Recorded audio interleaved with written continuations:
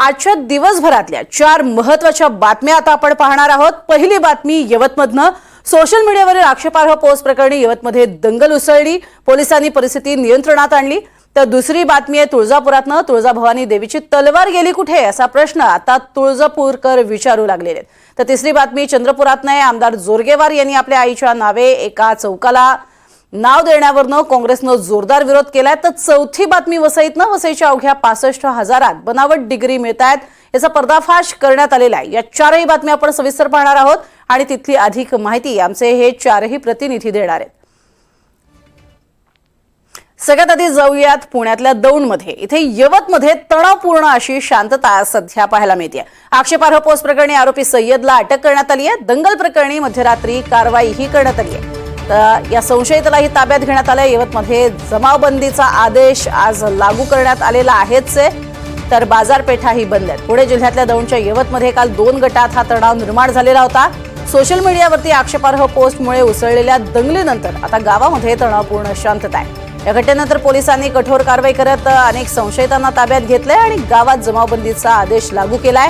आक्षेपार्ह पोस्ट करणाऱ्या आरोपी सय्यदला अटक केलेली आहे। हिंसा उसळल्यानंतर बाजारपेठा बंद झाल्या, मात्र काही घरांना पेटवून देण्याचा प्रयत्न झाला, तो थांबवण्यात आला। मात्र यवतमधल्या हिंदू आणि मुस्लिम अशा सगळ्यांनी एकत्र येत आरोपी सय्यदचं घर मात्र पाडलेलं आहे।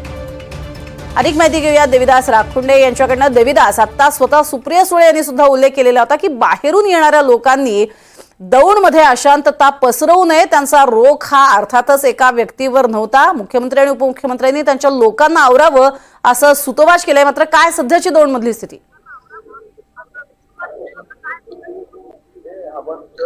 प्रज्ञा, निश्चितच आपण बघतोय की काल ज्यावेळी दौंडमध्ये ही घटना घडली त्यानंतर पूर्ण तणावाचं वातावरण निर्माण झालं।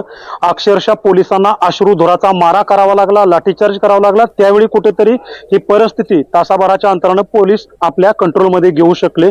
आज दुसरा दिवस या घटनेला उजडलेला आहे। सकाळपासून दौंडमध्ये दौंडच्या यवतमध्ये शुकशुकाट पाहायला मिळतोय, कारण कालच या घटनेच्या पार्श्वभूमीवर पोलिसांनी अर्थात जिल्हाधिकाऱ्यांच्या आदेशानं या ठिकाणी जमावबंदी लागू केलेली आहे। रविवारपर्यंत हा कर्फ्यू या ठिकाणी राहू शकतो। त्यामुळे दौंड शहरातील सर्व बाजारपेठा ज्या आहेत ते बंद, दौंड म्हणजे अर्थात यवतमधील म्हणतोय मी, या बाजारपेठा ज्या आहेत त्या बंद आहेत। यवतमधील सर्व दुकानं बंद आहेत।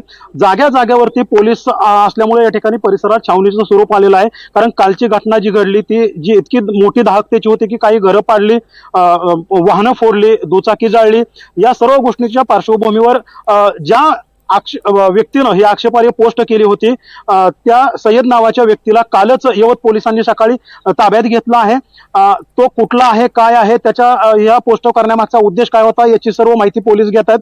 मात्र काल पोलीस महानिरीक्षक संदीप फुलारी यांनी पत्रकार परिषदेत हे स्पष्ट केलं होतं की या इन्सिडेंट मागे ज्यांनी कोणी हे सगळं केलेलं आहे, जाळपोळ केलेली आहे किंवा जे फ्रंट समोरची व्यक्ती आहेत त्यांची आम्ही सीसीटीव्हीच्या आधारावरती माहिती घेत आहोत आणि त्यांना देखील यामध्ये आम्ही ताब्यात घेणार आहोत। त्या दृष्टीनं रात्रीच यवत पोलीस असतील किंवा पुणे ग्रामीण पोलीस असतील यांनी कारवाई देखील केलेली आहे।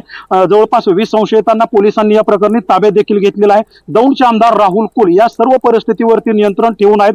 पोलिसांशी देखील राहुल कुल यांचा संपर्क सुरू आहे। ज्यांनी कोणी हे कृत्य केलं आहे त्यांना शिक्षा झाली पाहिजे। कायदा ज्यांनी मोडलाय त्याला शासन झालंच पाहिजे। मात्र यामध्ये कोणीही दुसरा जो यामध्ये समाविष्ट नाही त्याच्यावरती कुठलीही कारवाई होऊ नये, म्हणजे नाहक तो बळी ठरू नये या कारवाईचा, अशा सूचनाही राहुल कुल यांनी दिलेल्या आहेत। आजची परिस्थिती बघितली तर शांततेचं वातावरण आहे, मात्र तणाव कायम आहे। प्रज्ञा, नक्कीच आपण आता पुढे वळणार आहोत, कारण धक्कादायक बातमी तुळजापुरात आहे। तुळजापूर देवीची तलवार गहाळ झालेली आहे आणि हा आरोप दुसऱ्या तिसऱ्या कोणी नाही तर मंदिरातल्या भोपे पुजारी मंडळाने केलाय। तुळजापूर मंदिरामध्ये कधीही न होणारी मंत्रोपचार पूजा पहिल्यांदा पार पडली आणि त्यानंतर देवीचं तत्व शक्ती तलवारीत काढल्याचा आरोप करण्यात येतोय। दरम्यान मंदिर संस्थानला देवीची तलवार कुठे याबाबत काहीही माहिती नसल्याचं सांगण्यात येते। अधिक माहिती घेऊयात ओमकार कुलकर्णी यांच्याकडनं। ओमकार, देवीची तलवार कधीपासून गायब आहे आणि हे कधी लक्षात आलं आणि त्यानंतर आता आरोप होऊ लागलेत? प्रज्ञा, महाराष्ट्राची कुलस्वामिनी आई तुळजाभवानी देवीच्या मंदिरातील महत्वपूर्ण असलेली ही जी तलवार आहे ती कुठेतरी गायब झाल्याचा आरोप जो आहे तो आता पुजारी मंडळाकडून करण्यात आलेला आहे। एकंदरीत जर महाराष्ट्राची कुलस्वामिनी असलेल्या तुळजाभवानीच्या मंदिरामध्ये सध्या सोनेतून जीर्णोद्धाराची कामं सुरू आहेत। त्याचबरोबर 1665 कोटी रुपयांच्या मंदिर विकास आराखड्याला जे आहे ते देखील मंजुरी मिळालेली आहे। यातून विविध मंदिरातील जी कामं आहेत ती करण्यात येणार आहेत. याच अनुषंगानं एक तुळजाभवानी देवीच्या मंदिरामध्ये मागील महिनाभरापूर्वी एक होम हवन आणि काही धार्मिक मंत्रोपचार पूजा करण्यात आलेल्या होत्या. गणेश द्रविड पुजारी जे काही आहेत त्यांच्या मार्गदर्शनाखाली ही सर्व धार्मिक पूजा ज्या आहेत ते कुठे करण्यात आलेल्या होत्या. या सर्व मंत्रोपचार पूजा झाल्यानंतर या देवीच्या अष्टभुजांमधील जे आयुध आहेत त्याच्यातील ज्या शक्ती आहेत, त्याचबरोबर देवीचं मुख्य जे गर्भगृह आहे त्या गर्भगृहातील ज्या शक्ती आहेत त्या सर्व शक्ती मंत्रोपचाराच्या सहाय्याने एका तलवारीमध्ये ज्या आहेत त्या कुठेतरी संचरित करण्यात आलेल्या होत्या. आणि जेव्हा हा संपूर्ण विधी झाला त्यानंतर ही जी तलवार आहे ती मंदिर परिसरात न होता इतरत्र कुठेतरी हलवण्यात आलेली आहे. आणि हा संपूर्ण प्रकार जो आहे तो पुजारी मंडळाच्या लक्षात आल्यानंतर काल तुळजापुरात एक धरणे आंदोलन देखील करण्यात आलं. पुजारी देखील आता या संदर्भात आक्रमक झालेले पाहायला मिळत आहेत.